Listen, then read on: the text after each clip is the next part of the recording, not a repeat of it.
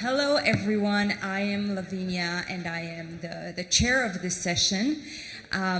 It's a really hard session to chair because it's right after lunch. So thank you so much for being here so early, actually. Some of you got some spoilers of the slides that are about to come. But there's another reason why I think this is a hard session to chair, because I've been hearing about AI over the past 1.5 days, and I guess you have too, because you've been here with me. And I've also walked on the exhibition floor. Have you done that? And I felt, I guess, overwhelmed and confused when I went out of the exhibition. Can you raise your hand if you felt like that as well? Okay. Okay, so it's not me. I'm not the problem. That's good to know. But the good thing about the work that Myles and David do is that they can give us an overview of what's happening in the industry, both internally on the L&D side. But what's new, I think, for this session is that they will talk a bit about what's happening on the vendor side as well. So, instead of trying to gather bits and pieces from all those booths, you can hear it all right here. So I know I'm leaving you in very, very good hands. We will have a couple of moments of interaction. I know you might be a bit sleepy, but I think we're gonna do a good team if you help us out with that. So thank you so much, David. Cool. Myles, you're up. This is mine. Thank you. Hi, everybody. Thanks for coming. David, you start. Yeah, okay. So thank you for coming. Thank you, Lavinia, for the introduction. I know it's sort of last day afternoon and lunch and stuff, but we tried to make it interesting for you. One of the reflections I have immediately is we were just sat waiting for the session to start, and I thought I heard in the background a song by The Specials, which is "This Town's Going to Be a Ghost Town." I don't know if you know that song. Yeah, and I thought, oh, that's strangely poignant. And I said to Myles, is this song The Specials? And he said, no, it's a rock song. I don't know what you were playing at the back, but it's, I still like the poignancy of, is that going to be us? Is this town going to be a ghost town? Because of the innovations that are coming from learning. That sounds maybe a bit overly negative now I've said it. I should have thought about that. Oh dear. But maybe it won't be, right? Maybe it'll be a different rock song, is maybe my saving point of the conversation. But we're going to go through a little bit. So my name's David Perring. I have the very glorious title of Chief Insights Officer. It's just the sort of title you get when you've been somewhere a long time. And it looks nice on LinkedIn. Myles is a wonderful individual who works with our team. A much more prosaic title, but I think more accurate. Lead analyst. I'm responsible mainly for the digital learning segment, so looking at digital learning trends, vendors, products, etc., and value, mainly in the European market, which is what Fosway focus on. And Myles' specialist area has been looking into the world of digital learning. Pretty much over the last since he's been working digital learning, that's been that case. But since he's joined Fosway, probably about 2 years ago, he has been relentlessly hunting down providers and conversations with those providers, but more importantly, conversations with organisations like yours and you to find out what's working and what's not. And over the last 6 months in particular, he's doing some deep dives on innovation, focusing particularly on AI as well. And we've got some interesting things hopefully to share with you. But our session is 2 halves. The first half is where are our learning teams now? So a little bit of grounding. Do not lose hope and maybe don't feel as though you're left behind. And the other one is what innovations are the most valuable today and why. And then a little bit is coming around, so what's coming? And maybe that is a little bit more scary, depending on who you speak to. Or different, maybe. There's no need to be frightened, but it's different. Yeah. It's different. Yeah. It's scary. I think it's scary. Okay, fair enough. But that's the great thing. I think if you have a young heart and a fresh mentality, whenever there's elements of uncertainty, that is a huge opportunity. And that's what you need to look at this as, a huge opportunity, both in reinvent learning maybe in your organisation and yourselves. Don't be scared of that. So one thing that I think is interesting when we look at the marketplace, right, when we think about solutions and systems, we are always thinking about this lens of what does it take for learning teams to be fit for the future? What is it that makes you as a team, rather than just an individual? I assume, who's in a learning team rather than is a learning individual? Put your hands up. Okay, that's most people. Who's just stand on their own, is the only learning person? Okay, we will send love to you and make sure that other people feel connected. And this is one of the opportunities of conferences, is that you make your friends so you're never alone, right? But that means everybody else is doing something else who didn't put their hand up, and that's going to trouble me for quite a while. No, I think we just So have to... what are you doing anyway? It's going to Maybe be you're not in okay. learning. There we go, I've got the secret. But really, what is it that makes you fit for the future? And we've got a model that we've used, and I feel as though I should just jump into the model. Yeah, go ahead. Yeah? And we've got this set matrix, right? And this is how we look at systems. We look at you as a team. We think about the industry. Does it have agile thinking? Yeah, and what I mean by that is agile as a methodology, so that you are iterating and delivering value fast. You don't have to go for perfect. You go the best solution now, and you keep on making it better. You're focusing on delivering value. The other thing is being intelligence and data-driven. So how are you bringing insight into what you do that makes it more personal, more accurate, more engaging, more relevant, more real for the individual and the organization? And maybe that's linked to other things. These aren't isolated. The other thing is there a relationship focus? Is it not just about sending somebody away to study on their own, but does it mean that they're also reaching out and connecting with others? Because I'm not sure even the introverts get a lot of energy by being locked in a room in solitary confinement to do learning on their own. I don't know. Anybody like to be locked in a room to do learning on their own? Maybe my provocative positioning of that means there's only one person in the whole room who likes that, yeah? But most of us get energy from being with others. So we think about that as being a driver for what makes good learning and a good learning team. An Uber experience, and I mean that in the sense of a new experience, something that's different, something that is inventive, that gets rid of the pains that you used to have in the past. And I think of that in terms of, I used to have to ring for a taxi and then wait for God knows how long for them to turn up. Now I can do an app on my phone called Uber to order somebody to come and pick me up, and I didn't even have to give them money. Well, they pay for it through my phone, but I don't have to have cash in a way that I would have got left in the rain by the side of the road in the good old bad old days, right? But that sense of thinking differently, and the things that then, as I said, energize the workforce. And then maybe there's the harder edge of things, which is this sense of radical cost efficiency. Again, just a quick hands up. Who's being asked to do more with the same or less? Okay. Who's being asked to do less with more? Okay. No one. Yeah.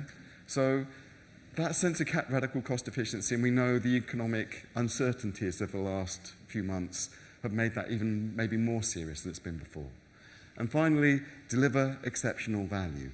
The greatest antidote to anybody wanting to take money away from you is to be generating even more money than you otherwise would do. So being value focused. And this is a mechanism that we try to think about when we're thinking about learning and learning systems, and something that we think about when we're analyzing AI, for example. What is it doing? Is it enabling faster results? Is it being data-driven and providing us a better focus? Is it driving better, stronger relationships with people with learning and their learning mentors, their learning team, their cohort, whoever it happens to be? Is it offering a better experience than they ever had before? And does it make people feel energized rather than dead in their boots? And is it driving radical cost efficiency? And most importantly, the touchstone for us all is it delivering value?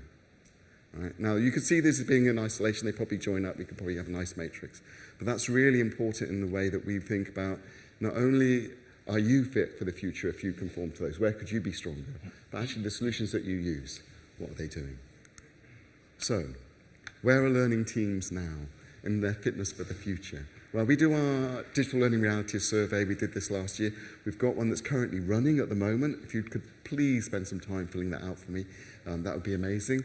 But what we know is from the priorities that organizations are going through, the skills, upskilling, reskilling is one of the hot priorities of the moment. Again, a general question we tend to ask people is, are you interested or being involved or excited by or being pushed towards a skills-based organization? Please put your hand up. Skills-based organisation, interesting. Who's not interested in skills-based organisation at the moment? Okay, again, what are the people who didn't put their hands up thinking, right? I don't know. I feel as though we should have the roving mic, dig into people, but I haven't got time. But what's interesting is for the first time ever, upskilling replaced compliance as the most important thing. Now, we've been doing the survey for 10 years, and that's never happened before.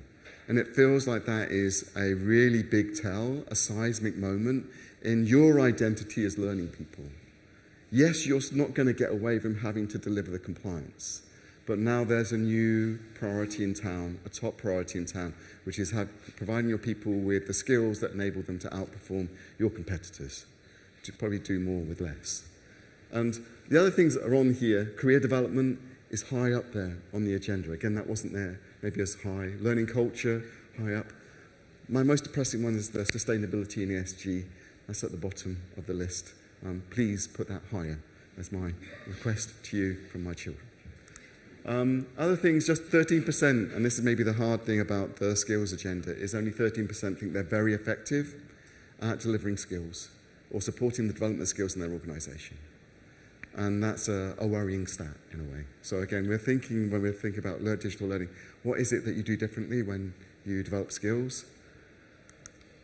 And the other thing is, it is hard to be in digital learning, and it is hard to be in learning, but there are things in how advanced we are as a function that make it harder. And the one I'll draw your attention to is the one in the middle. The one that says measuring impact and value to performance and productivity. Again, this has never been a strong hand within learning teams, but only, where we got? 16%, the green bit, think that it is very advanced or quite advanced. Everybody else is trying to work out how to do it well. And that's an interesting point, right? That's an interesting challenge for us all. And maybe a huge opportunity for innovation. And maybe what we'll go through is wonder or find out whether that is something that's being addressed by the innovation or not.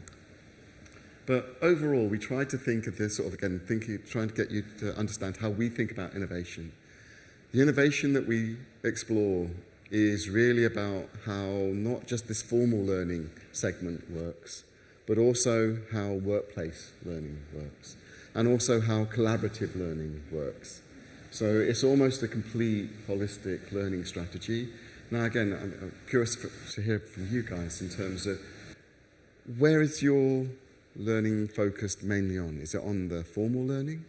Where does most of your learning that you deliver rather than where it happens? Who's doing mostly formal learning is what they do? Yeah? Now, I really want to see your hands, right? So if you're not sure, you keep them down. But yeah, thank you very much. Put your hands up.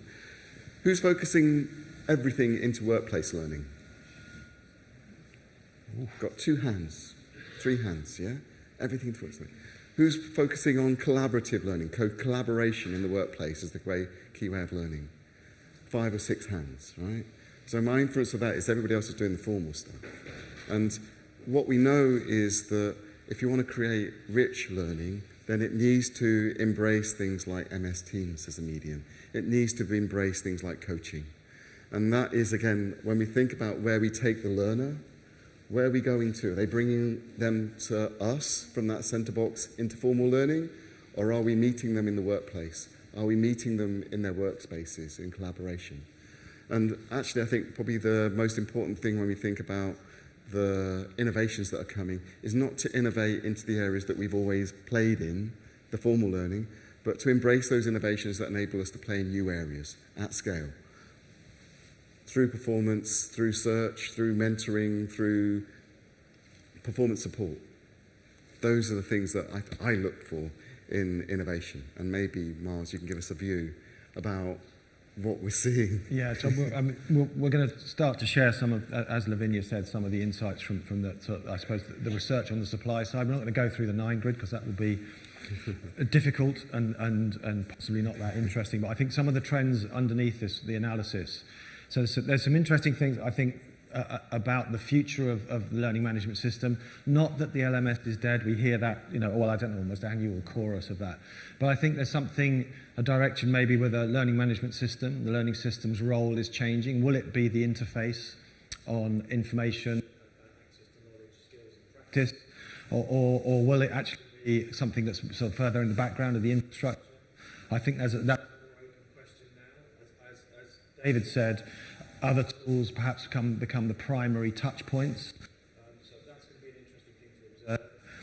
One of the interesting things that we saw in the analysis here is where's personalisation going to go? So one of the bets that's been placed is adaptive systems. Can you hear me okay? You can't? Damn, what I'm saying is so good. So good that I can't remember it and I'm not going to repeat it. Can you hear me now? But, right. I feel like a button. Thank you, David. I won't drop it. Sorry about that. Can you hear me now? Thank you. Jolly good. So there's an interesting patch fork in the road around personalisation. One of the routes to personalisation for learning platforms and learning systems is adaptive learning. So it's almost constructing an adaptive experience through the activity of the learner as the learner progresses.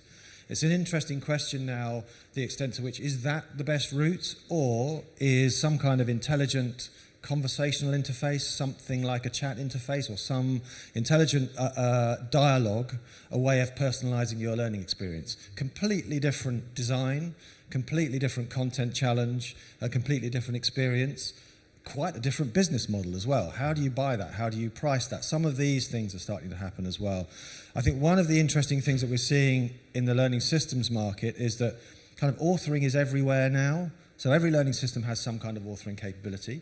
Every learning system has some kind of content offer, either through partnership or through themselves.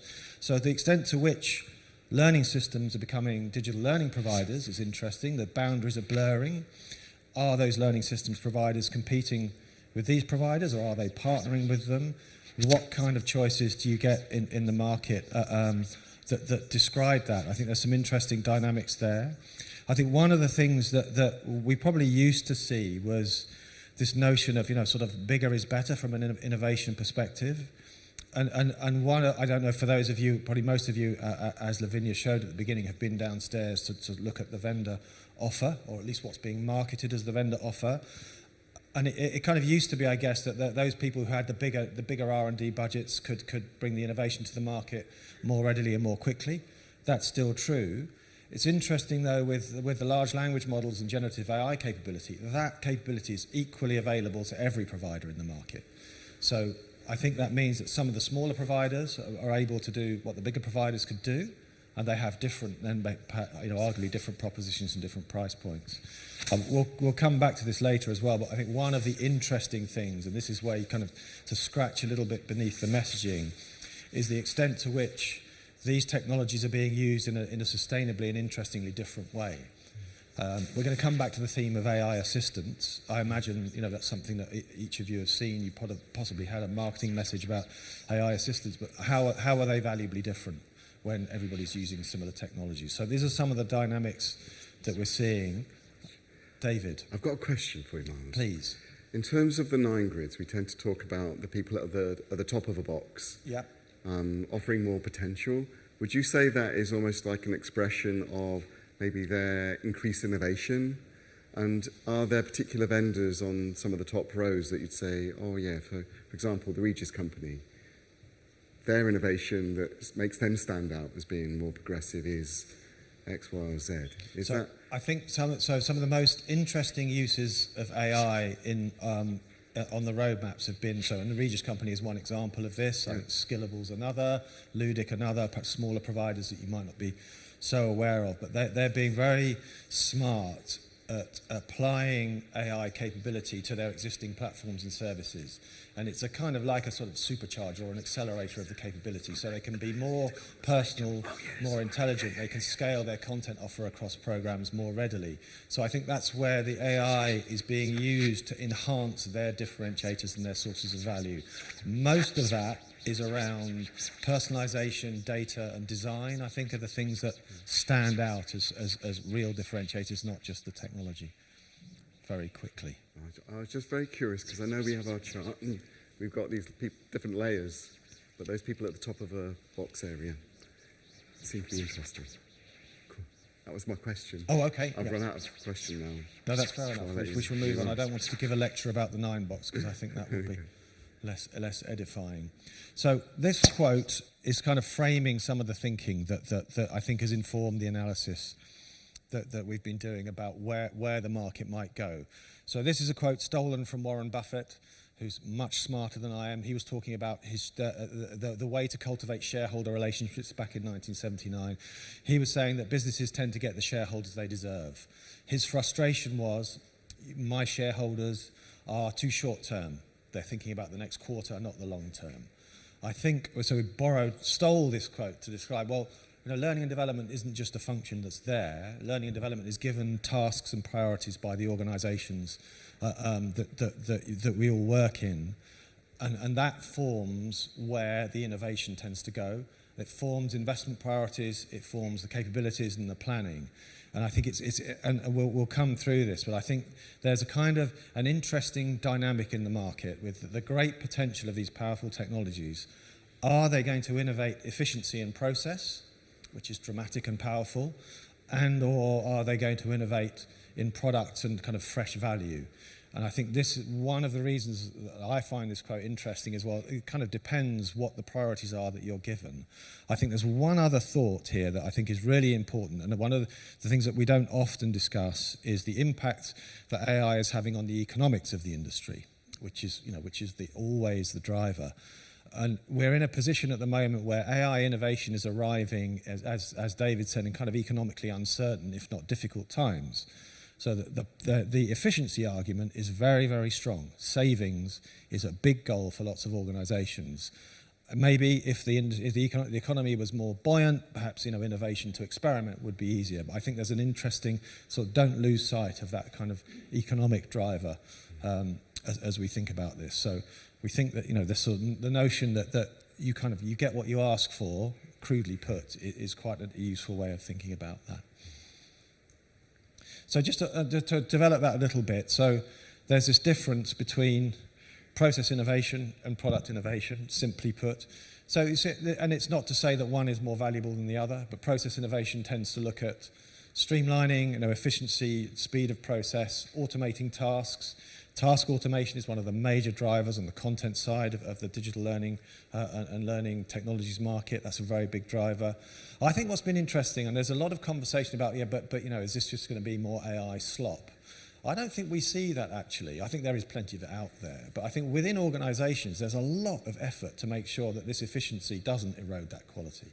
And I think that's been quite... So I suppose that's been reassuring to me. Maybe I'm just sort of looking for the worst news. A really important part of that process innovation is better data.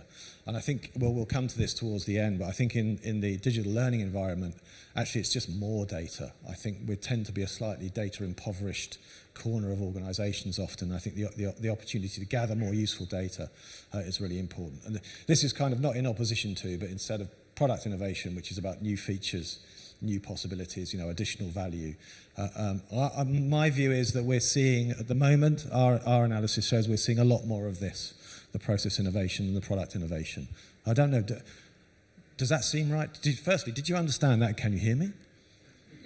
Okay. What's your view? More process innovation, hands up? Okay. More product innovation? Yeah, okay. And maybe there are quite a few no innovation at all, perhaps. But I think, so we just wanted to share these thoughts because I think it's framing how we're starting to see value in the industry develop, and particularly that point about investment and the economic side, which is a big driver. And this is probably, David, one of the pieces of evidence from the research that starts to point to that. Yeah, so we asked organisations how they're planning to resource their L&D teams over the year ahead. And we gave them a list of options around, were they going to use AI to support content creation? Were they going to outsource projects to external suppliers? Were they going to hire full-time employees to develop more content for them? Were they going to engage specific contractors, maybe people that they knew who used to work in the business and things like that? Were they going to use external contractor marketplaces and just put projects up into a project gig board and wait for people to bid for them? Or are they going to use an internal marketplace and get people to come and work internally from other departments? Were they going to upskill their subject matter experts? And were they going to redeploy existing L&D teams to do more digital learning? Now, you can see this push and pull. What I haven't included in the chart are all the people who said no change. But this gives you that sort of swingometer view. And I think there's an interesting combination here, which sort of stands out, someone slaps you in the face, which is, I'm going to use more AI. 68%. Only 1%, it's probably about 5 people in the room, said they weren't going to use AI to support their L&D projects. That's scary. And then the other one that stands out is upskilling subject matter experts. Again, 2% said, not use our subject matter experts, they're useless, they don't know what they're doing. 69% said, we're going to use them. Now, you could look at those being independent and separated. I think what you'll find is those things are linked. And actually, we're going to empower the people who need to create learning to do the learning themselves. And we're going to use AI to do that because we tried it in the past and let them do it on their own, and that didn't work so well. I don't know if people used to use user-generated content back in the day. Yeah, got 2 hands, 3 hands, any more wavy hands? Thank you. Did that work very well? No. Of you shaking your head.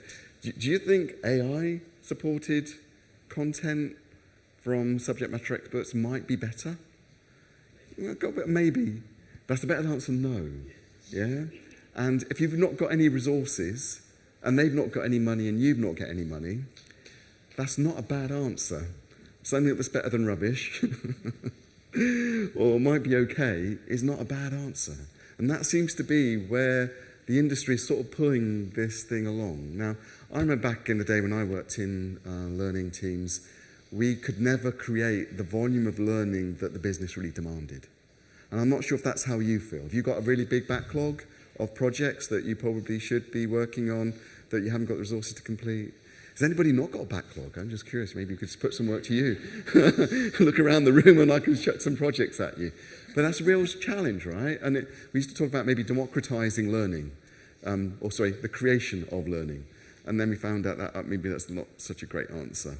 But I think this is a slightly better answer. And I think that's one of the things that we see almost in the pressure to reduce cost. Nobody's got the money. I've got to find another way of doing it. And there's that pragmatism I know that Myles talks about, which is sometimes you have to just make pragmatic choices. And they may not be the optimal choices, but they were better than nothing. I think we're in some of that situation. Sorry, Dave. There's one other point. I'm going to say efficiency a lot, so I'm just going to say it again. But I think there's one of the interesting things. Other things here is the data suggests that people are going out to the market less, not doing it, but less to resource projects. One of the other pieces of information from the 9-grid research that sits alongside this is that actually smaller projects, maybe the kind of 10 to 20K kind of rapid turnaround projects have dried up, not completely, but they're much harder to come by because people are managing those internally now. So all of these kind of pieces of evidence kind of come together with that sense of, that horrible phrase to me, doing more with less, sort of, it's not so much getting by, but it's making the best of the resources you have to hand because of this, there's that greater budgetary pressure. So it's a really important driver in buying behaviour, but also how vendors are responding to the market. And another thing, just generally, is anybody a contractor, somebody who's freelance?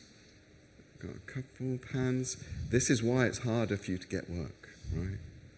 And this makes it challenging.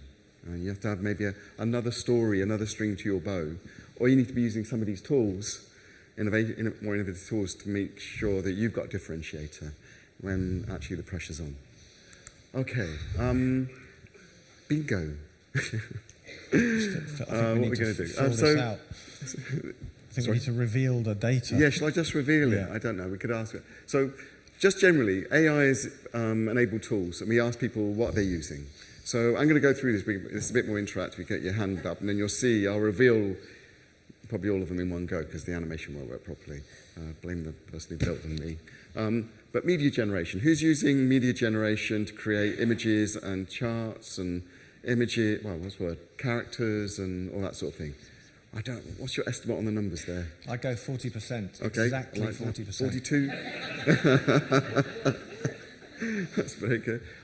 For AI for translations? Yeah? 42%. Cool, like that? Yeah, good.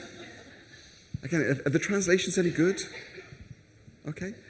How much better are they than 5 years ago? Yeah. Are they good enough? Yeah, okay, that's an interesting thing. An AI-enabled LMS, whatever that may mean. Ooh, interesting hands. Look at these people. They're doing something that is maybe a little bit unique. Roving Mike, I'd love to know what who you're using. Sana. Oh, now they are interesting. Interesting Sana. Anybody else using Sana? Anybody using something else that's curious? Do shout it out if you like them. Ooh, okay, good for Sana. AI content recommendation. I suppose that's part of your LMS. Okay, maybe not. Maybe it's from another source. Okay. Generative AI learning authoring. So using. Oh, interesting. Oh, you like to ask what numbers do you reckon on that? I'm going for 12%. 12%. Okay. And should we ask who they're using again? Anybody want to shout out? If anybody's got a hot recommendation for Hot recommendation? AI Somebody authoring. really like what they're using? Wow. That's either somebody who doesn't like speaking or what they're using isn't really floating their boat. Wow. Okay. AI search, AI skills content. I've been up to that one. Interesting skills, hot topic. Cool. Is that good? Yes. Okay, endorsement for that. And that's the interesting things. What people have adopted and what they think is really good are two different things. I haven't got those mapped on here, only what people are using. AI content curation, I'll go through this. AI learning impact, and I'm running out of time, so let's just press the button. There we go. So about a year ago, we'll call it a year ago, because I'll be a bit negative about numbers. This is the number of people who said they're already using it.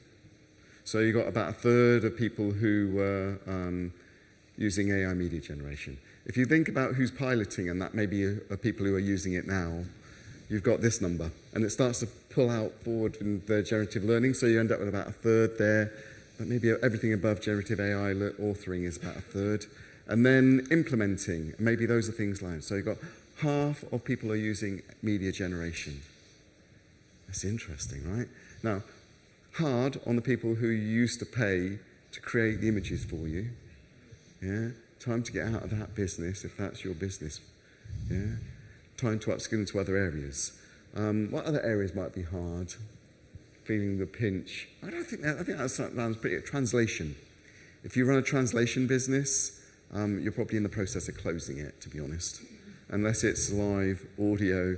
It's true. It's sad, but true, right? Unless you're doing live transcript, and we see that in live sessions. But now we've got the subtitling, maybe that time is over as well. Who knows? And then you've got all the people who are saying, I'm thinking about it. And maybe this is a point of relief or comfort that actually there's lots of people thinking about it and not many people who've done it. The challenge is how big a difference are some of these things going to make to their organisation, the team, etc., as you start to embrace some of the technologies. And the final bit is, which bits aren't people interested in, they say not applicable? And the one that stands out to me out of all this is the stuff around performance support. The lowly item right at the bottom, where you'd think that's workplace learning, that's a whole new thinking pattern, that's a whole new way of reaching a bigger audience just in time. It's the least one. Weird, eh? And just out of curiosity, who uses ChatGPT or a similar co-pilot sort of engine? Please put your hand up really high. And what do you reckon, Myles? What's the number? That's 80%, 80%. David. Yeah. 81. Now, One came up late. okay. To me, that's performance support, right? Now, are you not interested because you've got another tool, or are you not interested for other reasons? Is that I think you're phasing.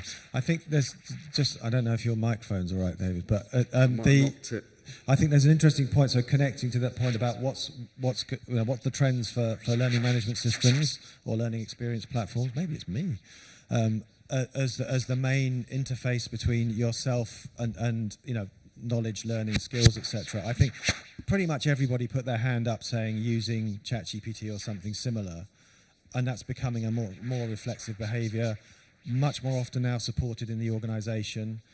That then could become, the sort of the interface, the touch point, the kind of query point between your and our audiences and the information or the knowledge and the skills experiences, and also discovering what's available. I think that feels like it's a really interesting change that we've possibly not seen before.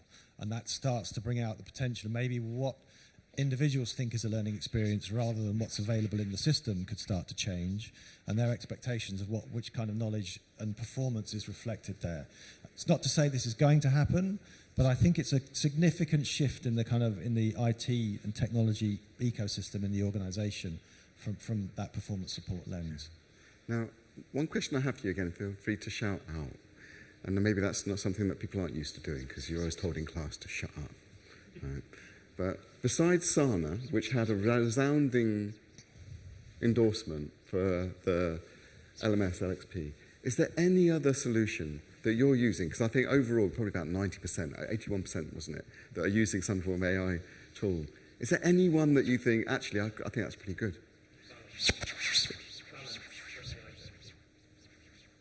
Did you hear? I'm too Balance. old. Balance. Yeah, for AI coaching. And AI coaching meaning coaching people to how to adopt and use AI, or is it coaching for people just generally?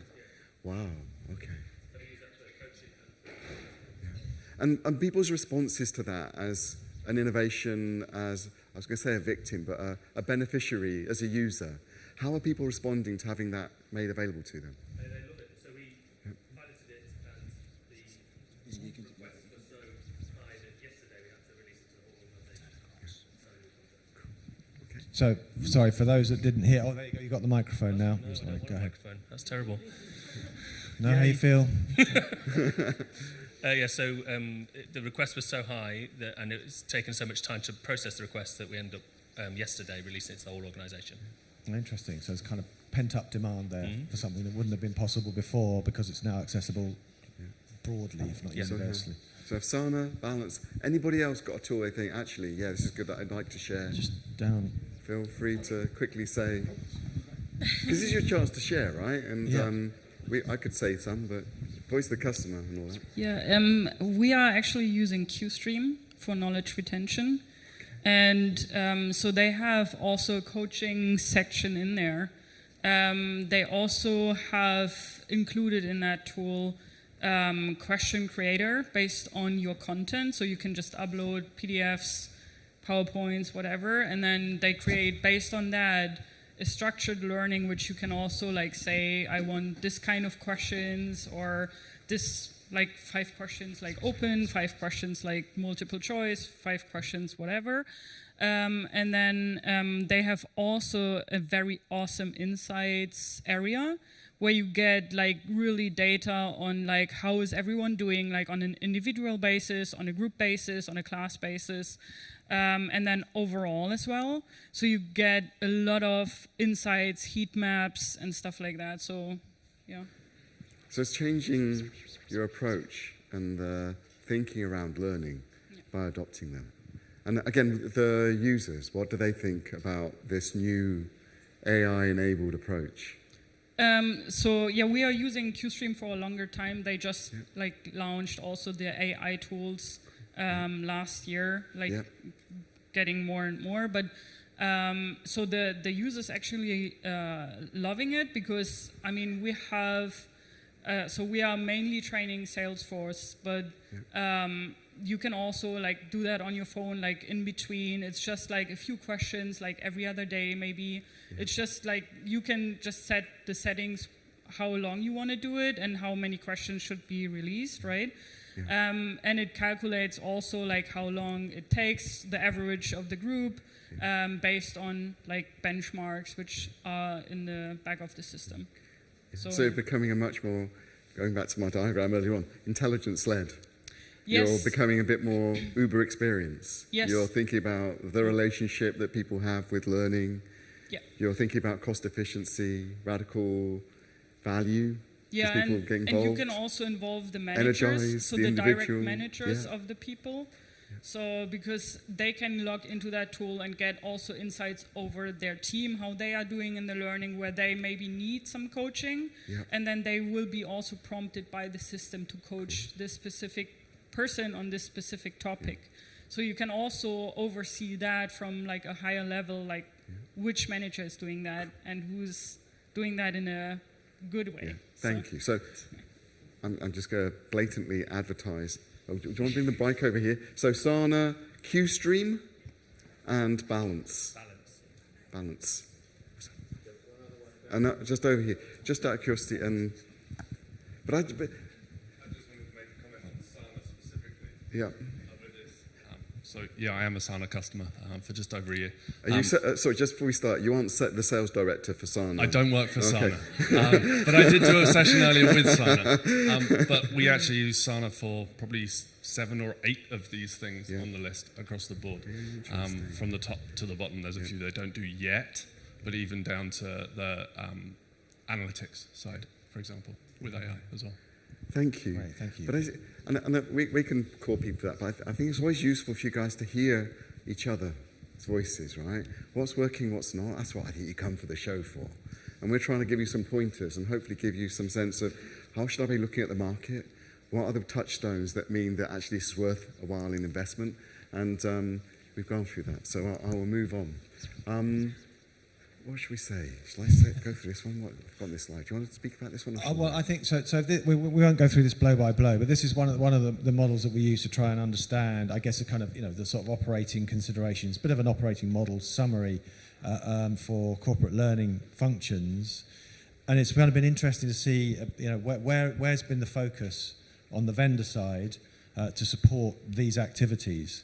One of the first releases for everyone was over here.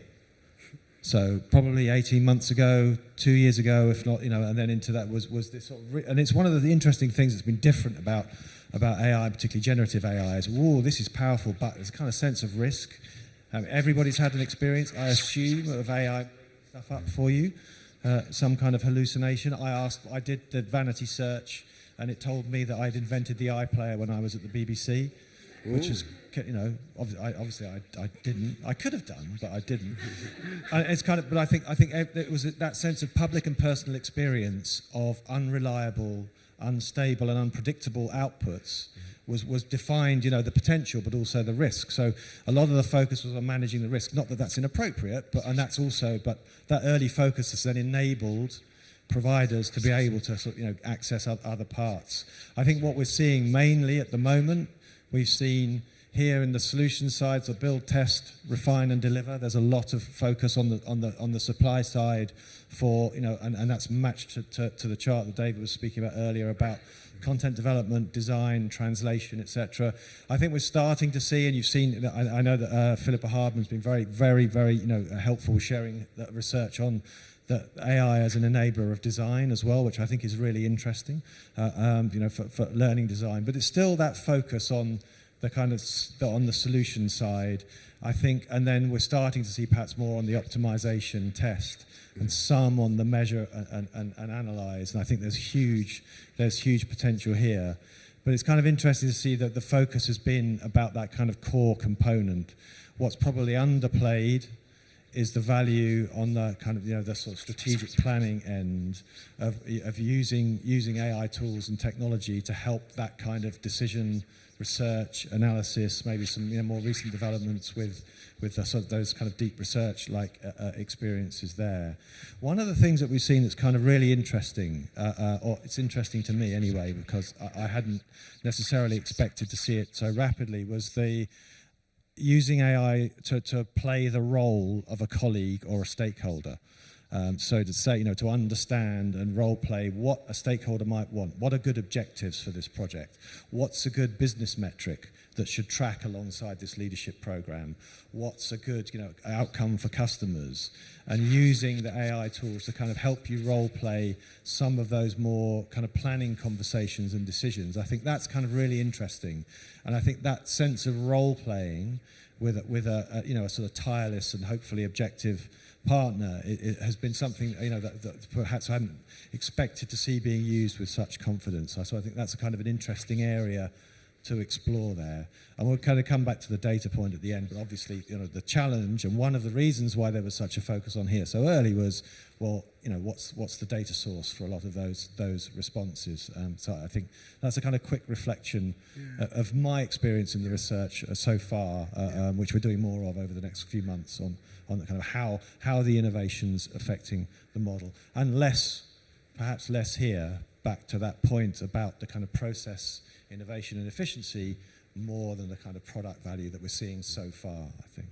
But it's interesting, isn't it? Because I think if you think about what your role is as a learning team, you go through this phase of partnering, then you go into a phase of solutioning, you go into a phase of delivery, you go into this phase of maybe governance and iteration.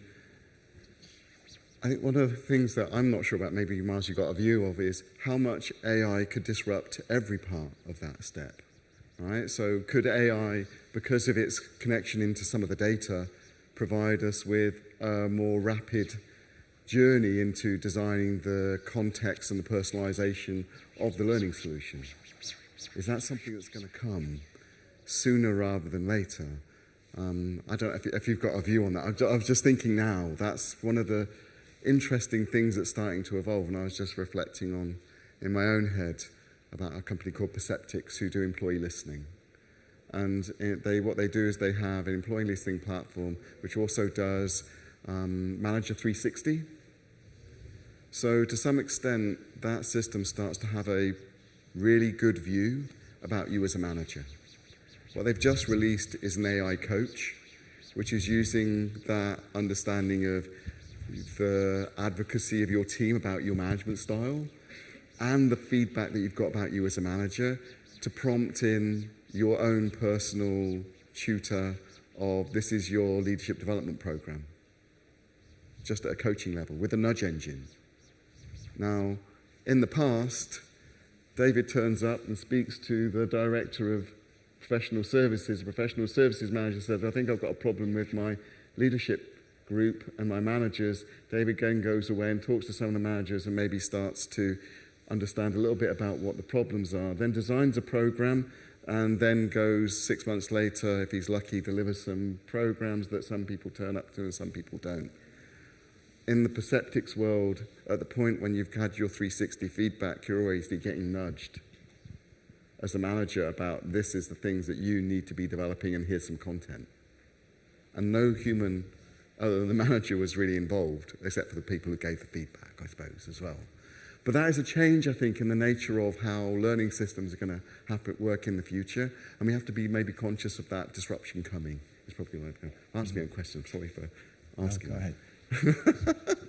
let's move on. Yes.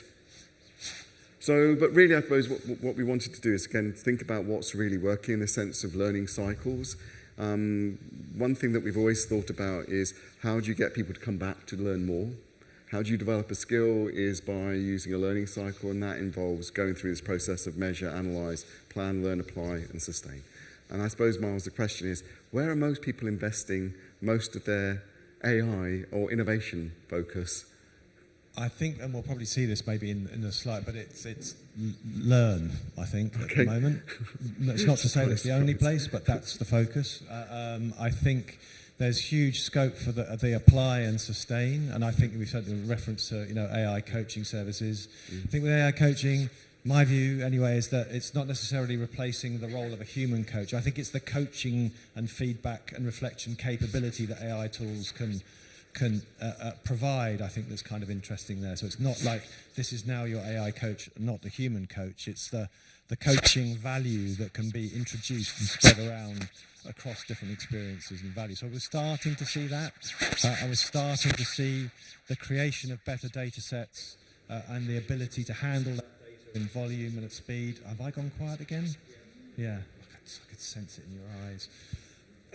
We're starting to see the capability. Am I back? I don't want to. I'm back. Thank you. I was about to start shouting in the microphone. So I think we're starting to see some of that measure capability and the richer data sets come. But I think the focus is on learn as the market stands at the moment. So I think maybe we should move on to some of the other slides, David, just to show. But I think there's a gap between the kind of the hype and the reality, inevitably. I think the hype is talking about, perhaps, and it's not to say that it's inaccurate, who knows, but I think the reality that we're seeing at the moment is probably closer to home, more of those kind of more practical and immediate and understood applications of the technology at the moment. So the question is, what's coming tomorrow? So we've covered a little bit of what's here today, and you've got some recommendations from the audience about some of those things as well. But what's coming tomorrow? We've been doing some research, and I'm trying to think there's probably about 60 providers that we have been asking about what their AI roadmap is. We've asked them who's already using some of their AI, where is it going to be delivered maybe in the Q1, what's going to be delivered in Q2, what's being delayed until the end of this year, and what's coming in 2026. And what we did is we did a little bit of visioning. So we thought about the learning cycle, we thought about learning process, and we came up with almost a dream list of functionality. And what we've done is we've collated some of that. And what we're going to share with you is what you might call an AI curve across certain parts of digital learning. Now, these are questions that I'm hoping you might ask Myles as we get into the next bit about what's most interesting about the ones that are live, what is really working in the stuff that's live, what difference does it make, and what is game-changing, but also what's coming. So, are you riveted to the lectern now? I'm now at the lectern. Okay. Do you need me to stand next to you and I can share my mic? No, it's my third microphone so far. So I'm optimistic though. This one looks and sounds good. I'm not going. I won't move. Okay. So what we've done is we've broken digital learning into these segments of digital learning content, digital learning operations, learning platforms, learning transformation, and other digital learning capabilities which are around maybe accessibility and quality assurance. On the right-hand side, we've got, are they live? Are they in beta and piloting? Are they in development? Are they in the roadmap? Are they in the roadmap for 2026? Or are they actually not on your roadmap or planned at all? Now, the size of the block really is the sort of area of focus, and we broke those broad categories on the left-hand side down into blended learning, custom AR and VR, content design and development. We looked at custom media, off-the-shelf learning content, off-the-shelf learning diagnostics, so tests and assessments. And we also then broke down into things like quality assurance and collaborative learning, content authoring. And basically, depending on where you start on the left-hand side, you get a line that goes over to the right-hand side to show you the sequence of when it's coming, almost like waves. Hopefully you can see that. What I'm going to do is I'm going to focus in on one area. We're going to focus in on digital learning, and you can see that actually, out of those categories, what's actually already live in customers? Now, we did this survey, let's think. It's probably just before and after Christmas, I think, yeah. So the things that are now 3 bars down up to in development in H1 2025 is where we're at today. So somebody's like shifted those up.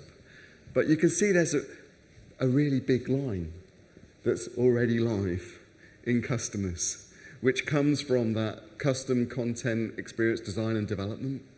So I suppose the question is, Myles, what is that? What things are people doing, and is it any good?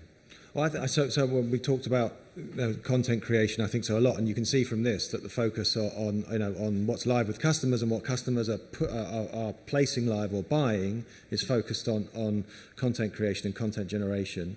I think what's interesting and about that point about quality, it's not. There is a risk of loads of AI slop. I don't think we've seen so much of that, but it's more. There's a great deal of focus on that. I think it's not replacing any human design and judgment, but it's certainly dramatically increasing productivity. So it's quick and it's cheaper, and it's getting better all the time. So I think that's something that's definitely. That's a kind of almost like the driver of innovation at the moment is that, again, efficiency focus. I think behind some of that, and I don't mean that to devalue it at all. I think it's fundamentally important, and I think we'll come back to this point hopefully quickly. I think it's going to be revolutionary, and we're starting to see that kind of productivity change now. I think what's been kind of interesting is some of the signals. So under blended learning, there's some signals of things like in cohort learning. And we were talking with Lavinia about this earlier, that we tend to focus on self-study as an industry rather than cohort and collaborative learning experiences. There's some kind of interesting signals of putting kind of AI experiences. A lot of people are calling things AI agents when actually they're kind of AI chat tools, not really agentic, but putting those into collaborative moments, maybe into a conversational breakout room in an event. And it's not so much that those tools are going to behave like a delegate, but they're kind of spotting and seeing, like, is this group stuck? And can then go back to the facilitator and say, group 7, stuck on question 3, group 9, nearly finished. And these things aren't necessarily live now, but they're starting to identify where, that kind of intelligent placement of interaction can support something that's really hard to do at scale. So in those 9-grid boxes we showed earlier, that kind of sophisticated cohort learning over many months, at scale is really hard to do. It's becoming much more available. And I think one of the impacts of the ability to create content at scale more cheaply and quickly is that those kind of richer experiences are becoming more available. They're becoming more affordable. They're becoming more, the time frame for them to go live is reducing as well. So we're starting to see some of those, kind of the impact of those economic changes. So in that blended learning layer, which is incredibly thin, right? It is very we thin, try to make it thick, but actually the things that are live are incredibly thin layer. What's interesting there is it's not the AI supporting the blended learning, it's the AI acting as a learning assistant to the learning program owner, which is I think there was another super interesting. There was one other thing, and this is perhaps the poverty of my imagination rather than anything else, but I think a lot of the conversation around coaching capability tends to be, that you're given a coaching experience with the coach, being the AI being the coach or taking that coaching role. We've seen some examples of the AI employees for new managers, where you've got, so you're practicing your managerial skills and coaching capability with employees that, that are kind of simulate certain maybe roles in the organisation or certain behaviours in projects, etc. That's kind of interesting as well. It's starting to see that, that ability to experiment with that kind of managerial behaviour in a different way as well. And Myles, in terms of the custom AR and VR, again, that was a chunky set of requirements that we chucked at the providers. Again, a very thin line that are actively live, really thin line. Why is AI not breaking into some of that AR, VR, XR experience? I think what you've so. Heard back? What we've probably seen is that in some of these other areas where that kind of efficiency to create content is almost sort of supercharging the scale and scope of programs and populating products and platforms. In the kind of 3D world, it's the kind of a game engine and those kind of 3D rendering engines is where the content comes from. They are not quite yet ready, it seems, to apply that kind of AI content development at scale for those kind of more deeply immersive roles. I think what's interesting, though, is that kind of from the gaming world, though, the kind of emergence of the intelligent non-player character in those simulation environments. That's less about the 3D; it's more about the kind of simulation space. That feels quite interesting as well. And there's some interesting kind of recent research on, this kind of in I can't remember whether it was Roblox or I think AI agents forming kind of social interaction and planning together, etc. Which makes me feel old, but it's interesting again, those sort of different experiences. Lavinia is going to help us to hurry up. Have we got 5 minutes? 5 minutes. Okay. So custom media creation, Synthesia. Well, Synthesia, Colossian, DIDs, voice generation, etc. I think it's it's really, really significant, I think. And one of the things that might happen, I think, is that there'll be moments when it just becomes good enough that you'd be crazy not to use it. I think that's happened with translation now. I think pretty much, in the room, everybody's confident with automatic translation. I think with media creation, at some point we'll see that you'd be kind of mad not to, I think. Okay. I feel so we should just skip on a few. Yes, I think so. Let's move on. Okay. Yeah. So we're skipping on Myles. So well, I suppose we've talked about what there's the idea of quality threshold. This sort of slogan of "good enough is great" comes from the product development world, where it used to be get it out there. If it's good enough, that's great. Let's move on. I think it's kind of one of the interesting things that's happening is that kind of quality threshold is where these things are live, sort of to go live, sort of ready for game time, as it were. And I think nowhere is anybody putting stuff live just because immediately because it's ready. But I think one of the things that it's easy to overlook is if there was no more R&D investment and these technologies got no better than they are now, just exploiting their current capability, I believe, and I think our data is starting to show that this is a kind of revolutionary change for the industry, if nothing more than because of that efficiency change in design, production and delivery. Learning and development can be and needs to be, as David was saying at the beginning, so much more than that. But because organisations get the learning and development they deserve, it feels like there's the opportunity and the risk.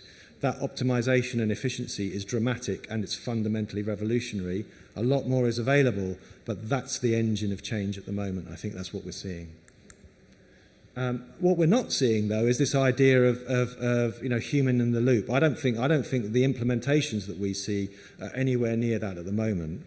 I think most of what we see is AI being used in really significant ways in certain tasks and certain processes in a much more micro way, and the AI is in those loops, whether that's translation or image creation, or it might be sort of a moment of coaching, interaction, etc. But the AI is in the human loop. We're not that risk of human in the loop. It's not to say willy-nilly people are putting things out there, but I think it doesn't feel that that's a sort of realistic description of the implementation and the activity that we're seeing live at the moment. It moves. But we are seeing, and you've probably seen this downstairs, an invasion of the AI assistants. Everyone has one. And it's not to say that they're bad. It's not a bad idea. It's an immediately available use case. If I were spending product development money on AI, I would bring out an AI assistant. I think the thing to look out for is why are these interesting, different, and useful for you? What's the data? How are they being used in the design considerations? What kind of service sits behind them? Which technologies they're using? But I think the notion of having an AI assistant, it feels like it could very, very quickly become just something that everybody has. And you'll see that those 3 little stars will be pretty much following us around as we go. But it's been really interesting to see last year when we talked about roadmaps. It's coming, and it really has. So I think it's we're starting to see that first flush of availability of these kinds of intelligent tools in projects, in platforms, and in products as well. And everybody looks incredibly happy. They are. AI assistants are always happy. And I was just wondering, is that because the AI created the image? This one, yes, it was. Yeah, this was a particularly paranoid AI with a low self-image that created this one. Yeah. Maybe we should stop for time. Okay. Should we quickly cover the data point? I don't know if we've got time for questions, Lavinia. 5 minutes. We have 5 minutes. Okay. So I think so we've got a few points about data at the end, because I think the L&D has struggled with data and has been kind of data anxious for a long time. Traditional learning data is kind of narrow and shallow, and I think the real value of these technologies is built on strong, interrelated, connected data that's kind of reliable, consistent, updated, etc., and offer a kind of richer signal of performance, and and enough to train these models on well as well. So I think we really need to start thinking much more broadly about what kind of data we need to manage and report, but also what kind of data we want to use to create these kinds of new experiences. Part of that's about developing the relationships in the organisation as well. And I think one of the biggest challenges around that is that if it is so much easier to generate content, and actually the most important content is not in the learning system, because it is the feedback about the manager, it is the process efficiency, it is the number of transactions that are gone wrong. And that's tagged to me as an individual. Actually, the ability for personalization of a learning experience doesn't necessarily start in my learning management system, it starts in another platform. And if it becomes easier to generate the learning in context because the AI can generate it from the process maps, and target me because it knows I keep on screwing that bit up. What happened to the other infrastructure? What happened to the other parts of the learning bits that we were involved in the past? And I think that could be potentially one of the biggest disruptions that's coming, maybe in the next 5 years. It's not coming tomorrow, it's not going to come maybe soon, but it seems inevitable that when the authoring bit is so much easier, somebody else can take the ownership of that moment in a way that we used to think people come to the LMS. Actually, they may not come to the LMS, they may not come to our learning content because the content was generated on the fly. And that may be one of the most significant changes. I think that will come, maybe 5 years is my prediction. We'll see if anybody decides to develop it faster. David, do you think we should go to questions? Do you think? Yes. Sorry, I don't want to. That's fine. I think just generally, to wrap up before we go to questions, is just this bit of, actually, the data lives somewhere else. And if you want to create a me experience, and maybe that's what we're talking about, it's driven by feedback, it's driven by first personal development planning, which is driven by your engagement, it's driven by strategic workforce planning.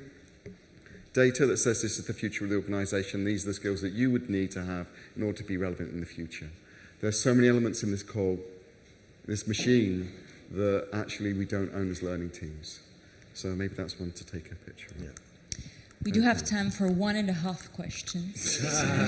Let's take the half a question first, Look at that. There we go. if there are any. We have one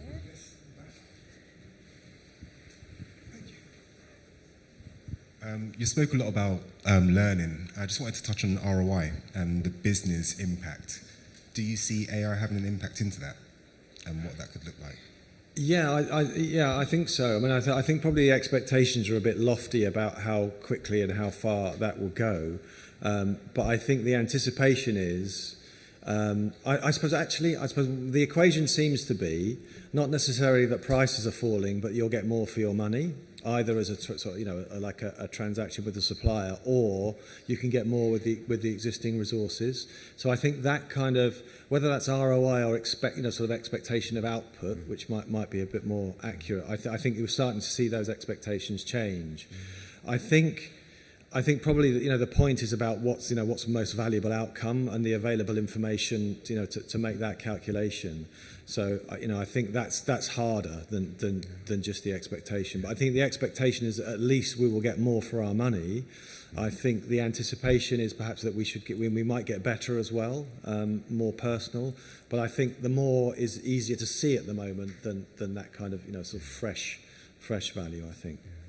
I'd just add to that, I think there's something about, maybe it's one of the key takeaways, if you are not a value-centered L&D team, if you cannot work closely enough with your business to understand the numbers and the metrics, the return, the outcomes that really matter to your most critical stakeholders, you will find it difficult to survive in any world, especially in this economic climate. So that element of partnering that we talked about and showed in the diagram is really critical. And that's where the ROI is embedded. It's not in what you do, it's in the value that somebody receives, and it'll be their numbers that report the scale of that ROI. So the quality of partnering is really crucial, and the thing that will contribute to that is the measures of success and the transparency that you create between who's done the learning, who's consumed the performance support, and their improvement in real numbers. And that is coming. HR is starting to break down some of the barriers around the partitions of data, which say this is business data, this is people data, this is learning data. As you bring that down, you can start to see the correlations, and it becomes much clearer. Probably harder for everybody in this room to be able to say, actually, I spent that much time creating this learning, and it made no difference. That will start to become more and more transparent. And you need to be leading that conversation. One more, okay. Just a very, very quick one then.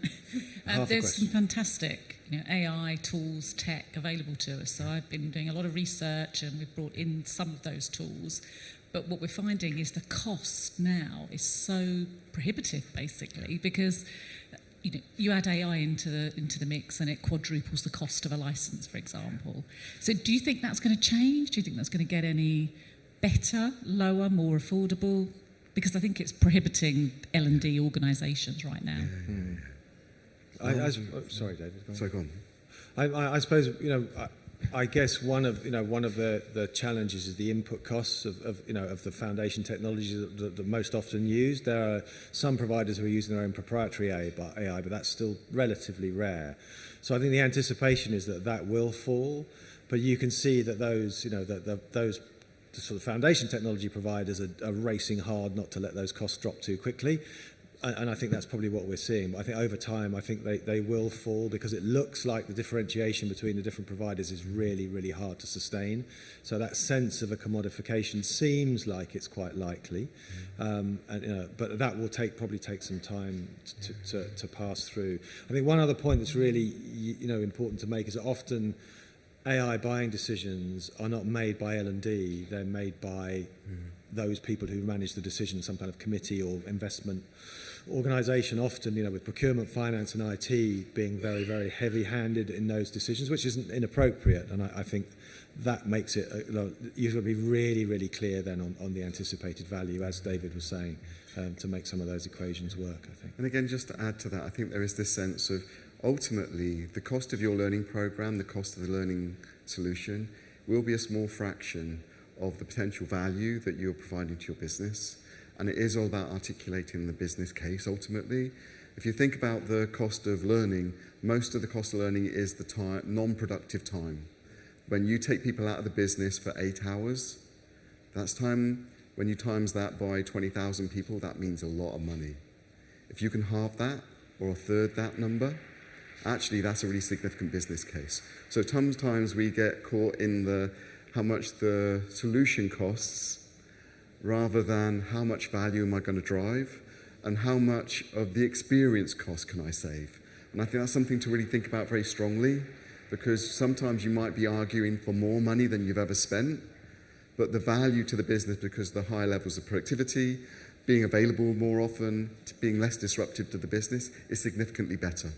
And that's something that's still yet to be proved by many of the solutions. Thank you so, so much. Before we let you go, have you heard like those claps? Can you help me give a big round of applause?